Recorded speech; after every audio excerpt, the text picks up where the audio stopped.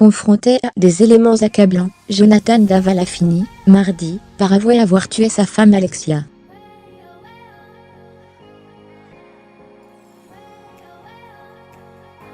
Un accident, selon lui. Un meurtre, aux yeux de la procureure qui a requis son incarcération.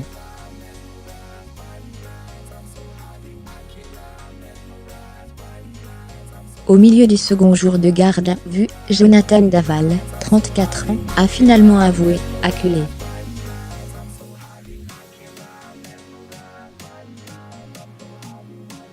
Trois mois exactement après la découverte du corps de son épouse Alexia, 29 ans, dont il avait caché la dépouille sous des branchages au fond des bois, non loin de leur domicile conjugal.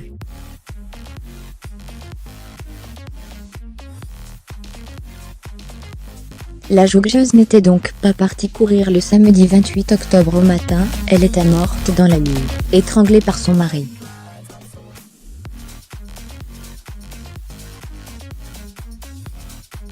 Son corps, en partie brûlé, avait été découvert 3 jours plus tard, le lundi 30 octobre.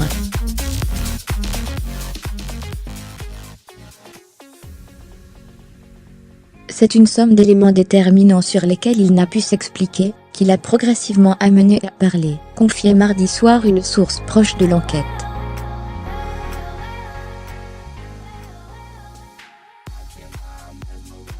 Les éléments réunis par les services d'enquête sont nombreux. Suffisants, même, pour résister aux dénégations du suspect, a précisé mardi soir la procureure de Besançon, Edwige Roux-Morizot, qui les a listés sans entrer dans les détails.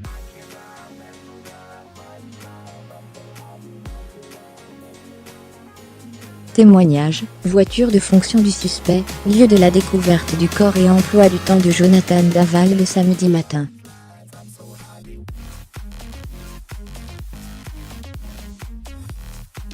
Lire aussi plus grand que des larmes aux aveux, retour sur 3 mois de mensonges, c'est essentiellement le traqué, un mouchard, du véhicule de fonction de l'époux qui a permis de savoir que dans la nuit du 27 au 28 octobre, le véhicule avait bougé.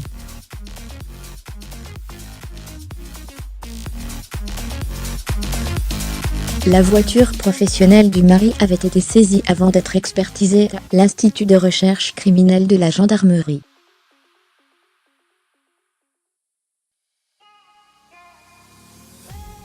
L'analyse des éléments électroniques du véhicule a confirmé qu'il avait été utilisé.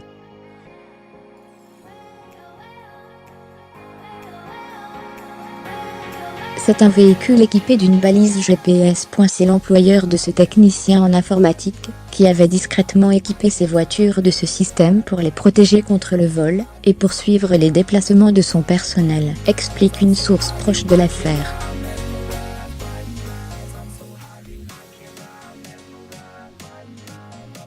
Des traces de pneus pouvant correspondre ont aussi été relevées près de la scène de crime, et reconnues après la réalisation de moulages.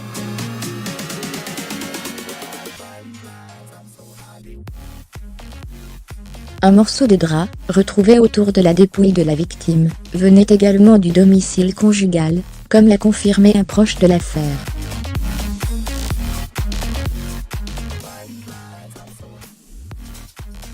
À ces éléments s'ajoutent nombre d'autres indices. La reconstitution minutieuse de la matinée du samedi, lorsque le suspect déclare sa femme disparue.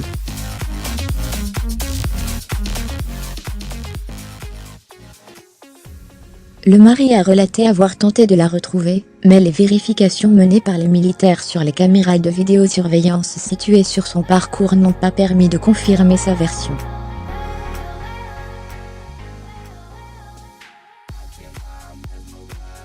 Enfin, lors de ses premières auditions, les gendarmes avaient remarqué greffures et morsures sur les bras et le cou de Jonathan Daval.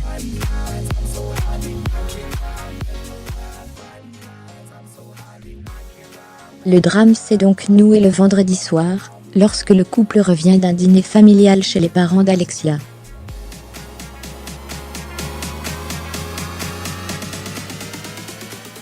Elle a vraisemblablement été tuée dans la nuit au cours d'une dispute conjugale, a précisé la procureure, qui rejette la thèse de l'accident, et rappelle que la victime a été étranglée.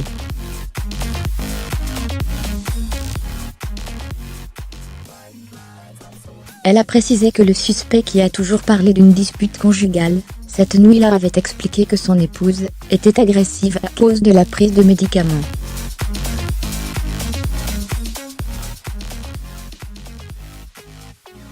L'autopsie a révélé que le cadavre portait de nombreuses traces de coups, et que la jeune femme est morte asphyxiée.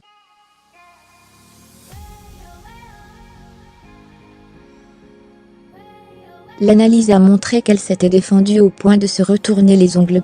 Il a tenu à dire ce qui s'était réellement passé, ont assuré mardi ses avocats, mais Ornella Spatafora et Randall Schwerdorf.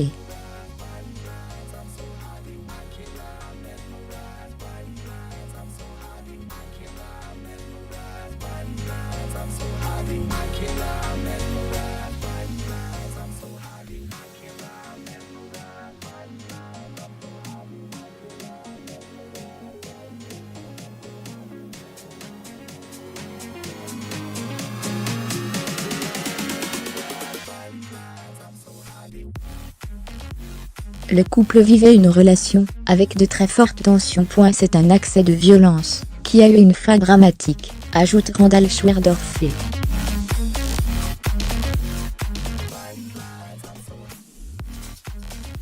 Mon client se sentait écrasé et rabaissé par son épouse. C'est un type doué d'une grande émotivité et d'une grande sensibilité.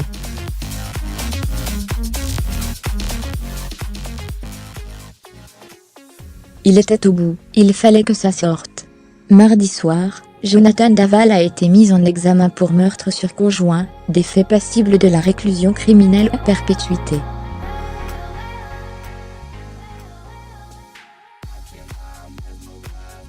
Il a été écroué. Lire aussi plus grand que Jonathan Daval, menait une vie licence sans histoire.